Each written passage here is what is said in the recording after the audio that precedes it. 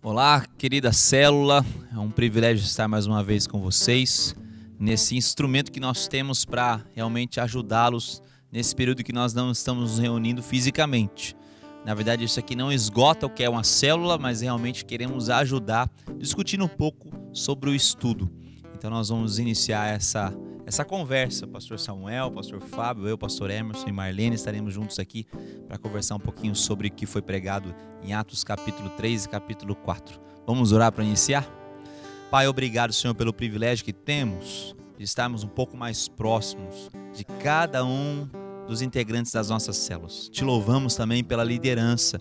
Nós abençoamos o líder de célula, aquele homem e mulher que tem se disposto na tua presença a ser líder, que ele seja líder conforme o teu querer. Pai, abençoe as nossas reuniões agora, que realmente a palavra pregada agora e estudada por intermédio desse estudo de célula venha ao nosso coração e de encontro às nossas necessidades. E que acima de tudo, o seu nome seja um pouco mais exaltado em nosso coração. Nós te louvamos e oramos em nome de Jesus. Amém. Vamos louvar o Senhor?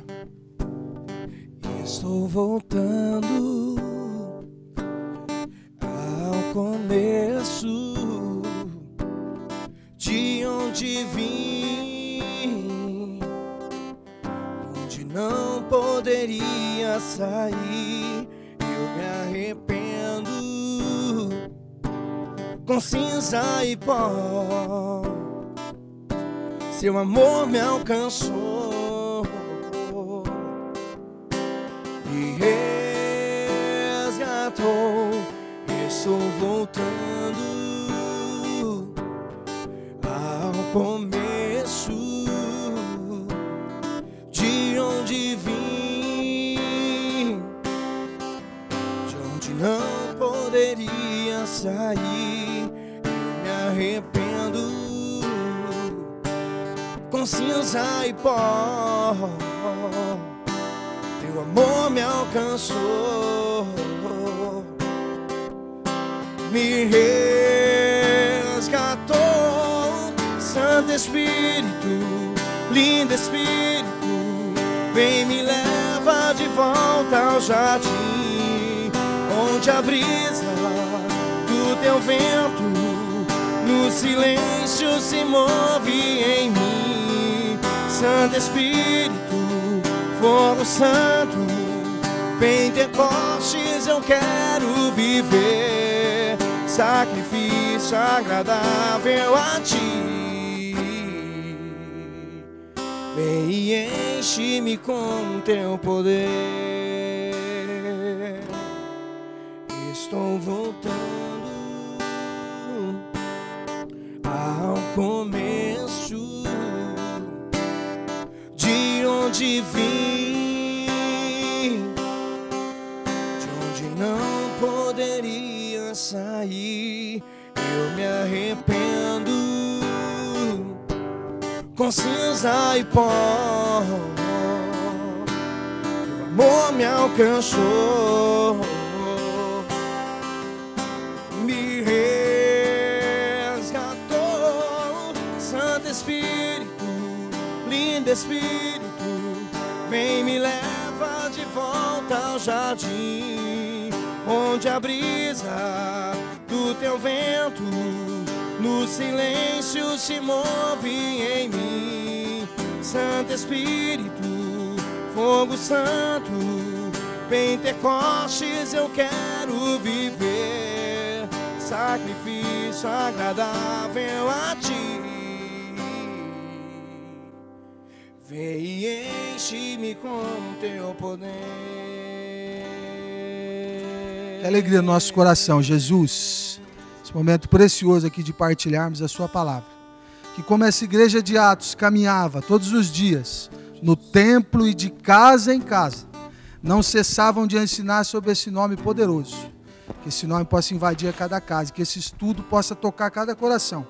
E vidas e mais vidas sejam contagiadas, corações compungidos e traspassados pela sua palavra. É isso que nós queremos, é isso que nós te pedimos, no nome poderoso do Senhor Jesus. Amém e amém. Que alegria, pastor Samuel, pastor Emerson que pregou esse sermão, missionária Marlene. Nós vamos compartilhar hoje aqui sobre a suficiência do nome de Jesus, né, pastor Emerson? Nós colocamos de forma introdutória aqui o texto de Atos no capítulo 3, a famosa passagem da cura daquele coxo, onde muitas vezes Pedro e João, e muitos até religiosos daquela época, passavam por aquele local e com frequência viam aquele homem ali. E por muitas vezes acredito também que o próprio Pedro e João não se deram a importância do que ele realmente necessitava. Após o Pentecostes, algo diferente agora havia nos discípulos. E quando passaram por ali, Pedro diz, olha para nós. Como que ele está dizendo, né? De nós, a nossa pessoa, nós não temos nada para fazer para você. O pastor Emerson até ilustrou isso. A carteira podia estar vazia, né? Mas nós não temos nada, nem prata e nem ouro. Mas o que nós temos, nós te damos. Em nome de Jesus Cristo, Nazareno anda. Então, esse ato miraculoso, como se fosse uma espécie de inauguração ali da igreja, né, pastor Emerson? Como se tivesse aquele homem entrado, saltitando no templo, foi um marco ali de inauguração daquela Exato, igreja. Na verdade, o livro de Atos dos Apóstolos tem vários milagres relatados, mas o primeiro pós-Pentecostes, pós-derramamento do Espírito Santo de Deus, é exatamente esse relatado em Atos capítulo 3, no qual você relatou que Pedro e João passavam ali por dias, porque eles tinham esse costume de orações, e essa era 3 horas da tarde, os judeus iam ao templo para orar, e eles cruzaram com esse homem, que fala o texto que era colocado dia após dia naquele local, que era um local estratégico, né, onde pessoas mais bondosas passariam, e provavelmente ele receberia, né, um dinheiro de esmola, e pelo jeito era o ganha-pão dele. Exato. Mas naquele dia, não que passaram pessoas diferentes, mas pessoas transformadas. Eram as mesmas pessoas, Pedro e João, só que pessoas transformadas pelo derramamento do Espírito, que é o que a gente tem clamado aqui como igreja, né? Glória a Deus. E você foi muito feliz numa frase aqui, pastor Hermes, que eu queria compartilhar nosso aqui, para a gente entrar nos 3 tópicos. Diz assim, o diferencial da vida cristã não é apenas identificarmos o problema do próximo, mas uma igreja cheia do Espírito, ela não somente identifica, mas ela traz a solução, que é Jesus Cristo, né? É sobre esse nome, é sobre isso que nós queremos. Exatamente, a gente concorda todos aqui que é fácil ver o problema da pessoa. O problema é se envolver com o problema dela. Eu acho que o desafio é a pessoa realmente enxergar, diagnosticar e se envolver com as pessoas. Por quê? Porque nós aqui, pastores, todos aqui, nós atendemos pessoas. E quando você aconselha pessoas, eu acho que todo mundo tem essa experiência, que não dá para você se achar numa sala pastoral, separado com aquela pessoa por uma mesa, ou você que é líder de célula, ou você que é um discípulo da célula, quando você conversa com a pessoa, e ficar só no papo. Tem que haver envolvimento. Tem que se envolver, né? Exato. Não tem como você ficar 1 hora, imagina, você ficar 1 hora com a pessoa abre o problema do casamento, ou seja, problema com os filhos, e você tratar com uma, tipo, beleza, vou orar por você. Não tem como. Exatamente. Eu não sei como é que vocês agem, mas eu talvez acho que até você já compartilhou, pastor Emerson, as experiências que você teve com isso, né? E você chegar na sua casa e você compartilhar às vezes com a sua esposa alguma parte do atendimento e como poder ajudar essa pessoa, né? Confidencializar a sua esposa, que é as nossas parceiras, né, nisso, ou até com algum colega que já teve uma experiência parecida, óbvio, sempre preservando a identidade da Exato. pessoa que abriu para nós, mas de ir atrás de como se envolver com esse problema, de como resolver. As experiências acontecem quando você atende um casal e vê o problema desse casal, você fala, puxa, eu posso viver esse problema também, quero antecipar a solução dele. Né? Então a gente costuma cuidar melhor das esposas, a Marlene do seu esposo, da nossa casa, para que aquele problema que chegou na vida da pessoa não chegue a nós. Mas essa questão de você se envolver com a pessoa, é você se envolver com o problema que ela está envolvida. Então você também tomar as cargas dela. Empatia, né? Exato. Então eu vejo que Pedro e João falaram assim, a gente não tem ouro nem prata, mas ele identificou um problema por trás do real problema. O problema que estava por trás, o real problema eles identificaram, que era a salvação daquele homem. A cura física e a salvação. E não só daquele homem, porque a gente sabe que a transformação física daquele homem alcançou o seu coração e o coração de tantos outros, porque Pedro usou isso como artifício para falar de Jesus. Né? Isso me lembra também, pastor, aquela passagem que o próprio Jesus tem com Pedro, né? Quando ele está restaurando ali o ministério de Pedro, ele fala: Pedro, você me ama? Se você me ama, apacenta minhas ovelhas, pastorei as minhas ovelhas. Então não deixa de ser também um chamado, né? Que todo aquele que tem o amor de Jesus Cristo de fato em seus corações, eles vão sentir. Você me ama? Cuida das minhas ovelhas. É muito interessante isso que você colocou, Marlene, porque Jesus, ele poderia ter escolhido uma pessoa equilibrada emocionalmente, não Pedro da vida. Exatamente. E ele escolheu se envolver com os problemas de Pedro. E até o fim, mesmo depois da sua ressurreição, nessa passagem, ele estava ressurreto, ele vai atrás de Pedro para restaurar Pedro. Ou seja, ele falou assim: não, eu me envolvo com o problema dos meus filhos. Então, a gente como cristãos, homens e mulheres que querem imitar a Cristo, somos discípulos dele, nós temos que fazer essa mesma atitude com as pessoas. E ali, João e Pedro são só refletindo aquilo que eles aprenderam com a sua convivência com Jesus. Exatamente. Glória a Deus. É fantástico. Em nome de Jesus Cristo Nazareno, levante e ande. Esse nome tem poder. É sobre ele que nós queremos abordar agora. O primeiro ponto aqui para a gente refletir: Jesus Cristo como âncora da vida. Logo após essa cura milagrosa, Pedro e João, houve um burburinho na cidade, eles são presos. E Pedro ali faz um discurso eloquente, né, pastor? A gente está acabando de falar aqui de um homem indouto, de pouca cultura, mas que num discurso seu ali, primeiro 3.000 homens, depois mais 2.000 homens, e eles não tinham nada dessa tecnologia aqui, né? Não tinha nada, não tinha microfone, oratória, eram pessoas simples. Mas é interessante que ele está perante o Sinédrio ali, né? Ele estava sendo julgado. Esses 71 membros do Sinédrio eram pessoas cultas, religiosas, né? Tinham o zelo de cuidar de todas as coisas, principalmente da religião. Então, quando Pedro ele não fala no sentido de réu. Parece que ele não é réu naquela situação, quando você lê a defesa de Pedro. Na verdade, ele fala como se fosse o juiz da situação.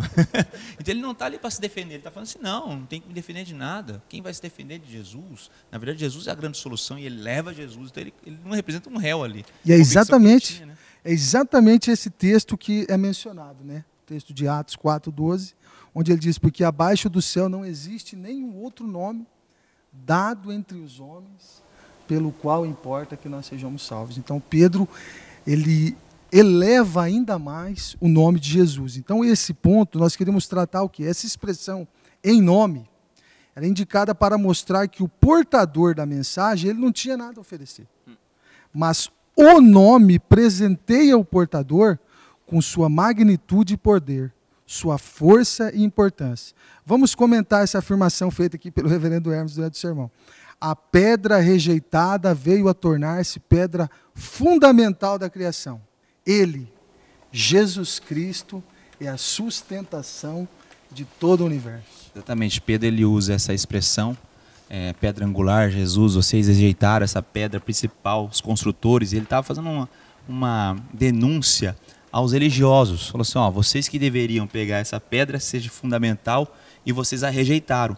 Na verdade, na antiguidade, na construção, elegia-se uma pedra e ela era bem escolhida e ela era lixada, ela era esquadrejada, ou seja, os cantos muito bem orientados, ângulos retos, para que aquela fosse a grande medida. Hoje, com a tecnologia não se usa mais isso, mas existem aí os prumos. Se você vai fazer uma obra, qualquer um sabe, se você faz uma casa ou um prédio torto, vai ficar, né, primeiro que não vai ficar seguro, né? Como bom ex-engenheiro, sei mais ou menos isso. Não teríamos o habite, né? É verdade, aí o pessoal não ia autorizar habitar naquela casa. Mas ele faz essa referência: olha, Jesus, a pedra que vocês rejeitaram, se tornou a pedra angular, a pedra principal dessa construção. Ou seja, sem Jesus na nossa vida, a nossa vida ela é mal construída. Por isso que a gente vê tantas pessoas, a gente lida com pessoas nas nossas células, pessoas que nós conhecemos, você que está nos ouvindo, que são pessoas que não têm as suas bases bem construídas. Então as suas vidas nunca dão certo. Não quer dizer que a gente não tenha problemas, né, Marlene, Fábio, Samuel? Claro que temos. Mas a forma como encaramos eles são diferentes. Por quê? Porque a gente se remete de novo às palavras de Jesus. Aquele que ouve as minhas palavras e as pratica é considerado como um homem prudente, que edifica sua casa sobre a rocha. Daí pode vir as intempéries da vida, que ele vai continuar firme. E ele não fala, porque o homem prudente e o homem insensato construíram a casa, mas os dois tiveram intempéries, mas o homem insensato construiu na areia, ou seja, não considerou Jesus, esse nome maravilhoso, como pedra fundamental. É isso que Pedro está falando ali. Excelente. Agora, um negócio legal que dá para pegar nesse ponto aqui é o seguinte, que às vezes as pessoas, nós cristãos mesmos, né, às vezes tentamos usar o nome de Cristo nas nossas orações, sempre, você vê que as nossas orações sempre terminam, né, em nome de Jesus, né, porque o próprio Jesus nos ensinou isso, né, fazer tudo que você, em meu nome faríamos obras maiores, só que nós precisamos entender que o nome de Jesus aqui não é uma palavra mágica, né, que você ora assim e acontece, mas na verdade a questão da centralidade de Cristo precisa estar dentro do nosso coração e na intenção da nossa oração. Quando nós orarmos, não é simplesmente falar, que é igual uma pregação cristocêntrica, né? Eu vou colocar Jesus no final só para falar, nossa, falei de Jesus. Se fosse só mencionar o nome dele, exatamente. não é isso, né? Mas na verdade ela precisa estar no centro do nosso coração. Então eu acho que isso que aconteceu, né, com o João e Pedro, né, ao falarem ali, eles não simplesmente falaram o nome de Jesus, mas no íntimo do coração deles, Jesus já estava entronizado. Exatamente, Jesus já estava entronizado. Glória a Deus por isso. Aleluia. Vamos passar para o tópico 2, então. Esse Jesus, ele também é a chave de todo o milagre. Capítulo 3, versículo de número 6, nós lemos ali essa frase impactante, né? Em nome de Jesus Cristo Nazareno, anda. Então, o milagre, ele não tem o fim em si mesmo, mas ele glorifica a Deus.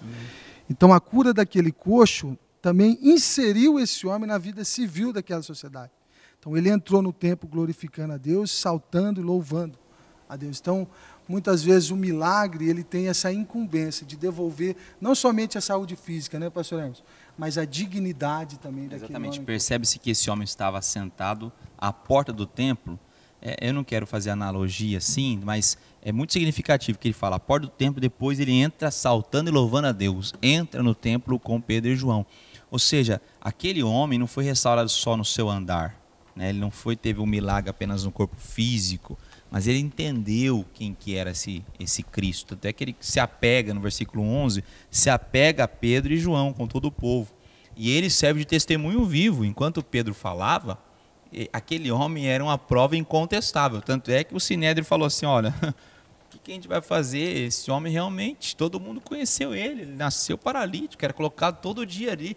Ele, na verdade, era até conveniente ter aquele homem lá na porta, porque a gente colocava a esmola na mão deles e mostrava a nossa generosidade. Exatamente. Olha como a gente é generoso. Agora acabou isso tudo, né? Como é que faz? Como é que sustenta isso? Assim como Paulo e Silas, em outra ocasião, Atos capítulo 17, se não me falha a memória, quando eles expulsam o espírito adivinhador de uma moça, e ela dava lucro para os seus senhores. E daí, Paulo e Silas, né, são presos, e aquela história toda deles cantando Acabou a fonte da renda. Acabou a fonte de renda, ou seja, eles entenderam aquele homem como uma pessoa, e não como um instrumento para um lucro, um objeto, uma coisa. Então essa questão do milagre, ela vem completando tudo. Jesus quer nos abençoar não só fisicamente, Deus quer alcançar nosso coração. E uma das outras situações em que Jesus, né, recebeu aquele paralítico do teto com seus amigos, ele fala assim, vocês estão perdoados seus pecados, e continua o seu sermão. E aqueles caras falaram assim, puxa, mas não é isso que ele precisava. Como se a gente pudesse avaliar o que realmente aquele homem precisava. Daí Jesus, ele cura e fala assim, vou curá-lo para que vocês saibam que eu tenho autoridade para curar pecados. Ou seja, eu vou curar eles, mas a maior necessidade do coração do ser humano não é cura física. A cura só chancela quem é Cristo. Exato. Ou seja, às vezes a gente acha o que é melhor para nós. E às vezes o milagre é isso. A gente acha que não, ele tem que fazer isso, tem que acontecer isso. E às vezes Deus quer nos ensinar no meio da dificuldade. Exatamente. Gente. Quer nos dar uma lição no meio da dificuldade. Na verdade, o Senhor o tempo todo está quebrando os paradigmas do nosso coração, né? Porque nós vamos nos enchendo de nós mesmos, né? Aí, de repente, o Senhor vem e fala assim, não está entendendo nada, deixa eu mudar a história aqui para você diante dos seus olhos. Isso é muito típico do que o Senhor Jesus trabalha com cada um de nós, né? O povo dele. Ainda bem, né, Marlene? Ainda bem. Glória a Deus. Soberano. Soberano. E a nossa dependência, né? Porque o homem em si mesmo, ele vai perder, ele vai se ele vai entrando numa autossuficiência, num caminho totalmente terreno, e o Senhor nos tira daqui porque nós não somos daqui. Aí ele já começa a ensinar de novo. Não, volta para onde você vai morar eternamente. Quero você ligado comigo. É tão maravilhoso isso, né? Essa maneira como o Senhor trabalha em nós, assim, de uma maneira tão clara, tão humana e ao mesmo tempo tão espiritual, tão diferente. Realmente o mundo não pode entender.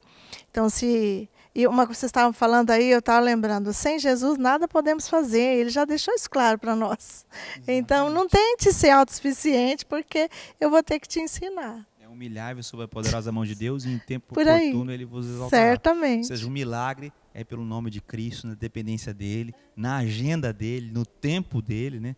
Tem uma música que fala que ele nunca chega atrasado, o seu modo de fazer é perfeito. É isso aí, o plano melhor de Deus. Isso mesmo. Maravilha, que glória a Deus. Irmãos, e esse milagre, ele gerou o que nas pessoas? Essa propagação, essa sede, esse dever que cada cristão sente de ter que propagar esse Jesus que pode transformar, que pode mudar não só fisicamente a vida das pessoas, como dentro do coração, pode haver uma inserção para dentro da sociedade, como esse homem que era um excluído. Então, Jesus Cristo como o conteúdo da nossa mensagem. Então, a oportunidade do milagre possibilitou aos apóstolos ministrarem sobre Jesus Cristo. Como já fora dito aqui, né? A ousadia e a intrepidez do apóstolo Pedro em seu discurso assombraram as autoridades ali do Sinédrio, que os reconheceram como homens incultos, ou seja, de pouca cultura, iletrados. Mas eles tinham convicção que, de fato, aqueles homens haviam estado com Jesus. Que coisa impressionante, pelo que você fala. Sabe o que me lembra, reverendo Hermes? Me lembro quando Jesus estava indo para a cruz, e Pedro, nessa passagem citada pela missionária Marlene, ele ali é indagado por algumas pessoas, olha, você é um deles, e Pedro se nega, ele se nega. No finalzinho do Evangelho de Mateus ali, a última pessoa que o aborda diz para ele algo que me incomoda. A pessoa diz assim, o teu modo de falar te denuncia. Você é discípulo. E eu fiz questão de colocar aqui na pergunta para a gente refletir. Será que nós, como cristãos, quando nós pregamos, quando nós falamos, nós temos sido reconhecidos como discípulos? Excelente conexão entre os dois momentos de Pedro. Você vê um homem transformado, um homem que tinha vergonha, não sou, ele negou a Jesus naquele momento, e depois, capacitado pelo Espírito, pós-ressurreição, ele estava ali, né, vamos dizer, se orgulhando, né, sem pecar, de ter sido reconhecido por ter sido andado com Jesus. Então, eu acho que essa é a grande chave que trocou na mente de Pedro. Fala assim, Pedro, você é um privilegiado por ter andado com Cristo e por ter sido reconhecido por andar com Ele. Eu acho que fica o desafio para todos nós, né, que nem você falou. Eu acho que o maior prêmio que um homem ou mulher pode ganhar nessa terra, nesse mundo, é ser reconhecido por Jesus Cristo, por ter andado e ter comunhão com o Espírito Santo de Deus. Isso é um privilégio, gente, que a gente tem que ansiar com todas as nossas forças. Esse momento de leitura da palavra em Atos, a gente vai se dar com muitos homens e mulheres, né, extraordinários, né? Estamos aí lendo o livro e é cada expressão de um homem e de uma mulher com comunhão com Deus tremenda, em que as vidas deles ecoaram além deles mesmos, né? Chegam até nós nos dias de hoje. O que é Pedro? Inculto e letrado, mas a intrepidez do Espírito Santo de Deus na vida de Pedro faz com que a mensagem dele chegue no nosso coração até nos dias de hoje. Amém. Tem um autor, que eu não vou lembrar o nome dele agora, mas esses dias eu vi uma frase fantástica que fala sobre isso, sobre uma vida realmente que pareça com Cristo. Ele disse que a nossa pregação, seja no nosso trabalho, seja na faculdade, seja onde você estiver, ela não tem capítulo e nem versículo. Uhum. Na verdade, são ações, né, que às vezes você não precisa abrir a sua boca, mas pelo modo de você agir, né, e pela forma de você se portar diante de uma situação, demonstra quem você é. Né, e que a gente possa ser assim, né? Martinho Lutero, né, grande reformador, dizia que nós somos bíblias ambulantes. Né? Exato. O mundo está nos vendo e através de nós. Quem disse que as pessoas não vão ler a Bíblia? Por intermédio das nossas ações. Começa por aí. Coisa riquíssima, né, irmãos? Que Deus tem feito para nós. E a conclusão, Deus tem cura para a vida humana. O Senhor precisa ter a centralidade da nossa vida. O Espírito Santo precisa dominar a nossa mente e também incendiar o nosso coração. E Jesus Cristo precisa ser a chave que abre as portas do milagre. Só dessa forma, pastor Samuel, missionária Marlene e reverendo Hermes, nós vamos desencadear esse grande avivamento que todos nós almejamos. Glória a Deus por isso. Vamos cantar mais uma canção? Vamos cantar essa canção que ela fala um pouco sobre esse nome, sobre todo nome. Jesus. Vou cantar só o refrão dela, assim, ó. Jesus,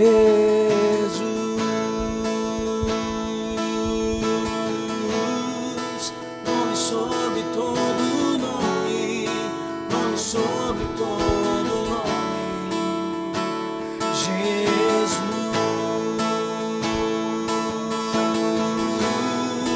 nome sobre todo nome, nome sobre todo nome. Seu nome é maravilhoso, conselheiro, Deus forte, Pai da eternidade, príncipe da paz. Seu nome é maravilhoso, conselheiro, Deus forte, Pai da eternidade, príncipe da paz. Aleluia, nome maravilhoso. Que você seja tremendamente abençoado na sua célula.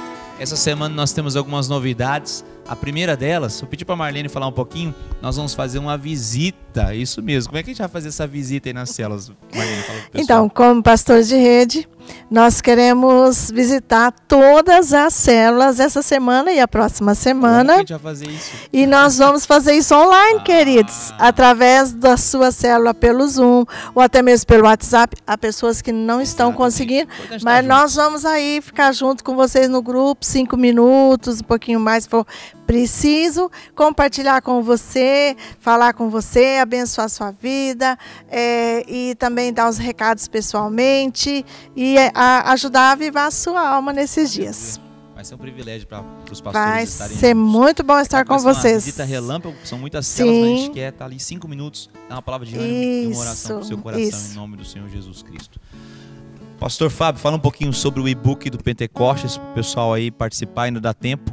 São 50 dias, meu irmão, só você acessar o site da igreja, igrejacentral.com.br, tem lá o e-book no site, você pode baixar no seu smart, você pode imprimir se você quiser, fazer ali as anotações. Exato. São 50 devocionais, um para cada dia, até o dia 31 de maio. Então, não perca tempo não, que você vai ser abençoado. O legal de você baixar no celular é que ele fica salvo onde você parou. Exatamente. E você consegue fazer inúmeras anotações. Essa é high-tech, né? Falando para os jovens adolescentes que estão ouvindo a gente aí. Tá demais. É isso aí. Gente, último recado, sexta-feira agora, dia 1º de maio, eu não sei se a sua célula foi antes ou é na sexta, mas agora, sexta-feira, dia 1º de maio, nós vamos ter um dia global de evangelização e nós vamos participar disso. São 12 horas de oração e intercessão, canções, e uma das igrejas será a nossa. Nós vamos participar junto com outras igrejas aqui do Brasil. Vai ser bem interessante, vai começar às 10 da manhã até às 10 da noite.